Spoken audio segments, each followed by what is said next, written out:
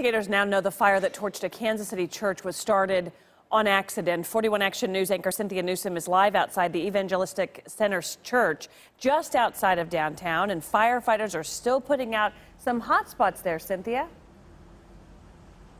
You're absolutely right. There is still a very strong smell of smoke here in downtown Kansas City from this church fire. And as you take a look behind me, you can see the little wispy clouds of white smoke pouring from the building still this evening. So it is still very much an active fire scene here as the firefighters are on the scene to make sure nothing reflares. Now, we did do some checking. As we reported, this fire has been ruled accidental. Fire investigators are not saying how it started, but that it was accidental. We did some digging. We checked into inspection reports from the Kansas City, Missouri Fire Department. These are some of those reports that we checked and found later this afternoon. It does say that this year, fire investigators did not find any hazards in the building, but in previous years, fire investigators did find some fire hazards in the church building here tonight. Let's take a look at this fire. The old church building provided plenty of fuel when this fire started. Evangelistic Center is 103 years old. It burned long and hot more than 30 hours, starting with intense flames Sunday night to smoldering smaller clouds of smoke this morning.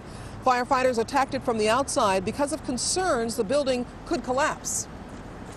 There's some interior walls that we can't see from this vantage point, but there's a center wall that runs down that has sustained quite a bit of damage, quite a bit of fire damage on the supports of that wall.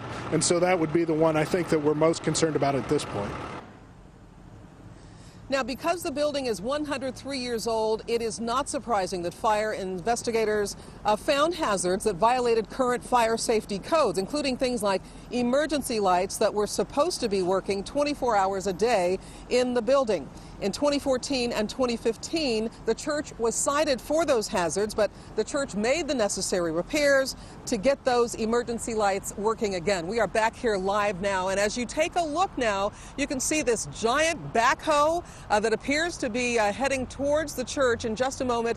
It was moving moments ago, and now it is stopped. It appears that it might be in position to go and knock down some of the walls. We talked earlier about the concerns about the structural safety of this church, and perhaps this bulldozer will be knocking down the walls so that fire investigators and firefighters can get in there and make sure that this fire is completely out. Reporting live, Cynthia Newsom, 41 Action News.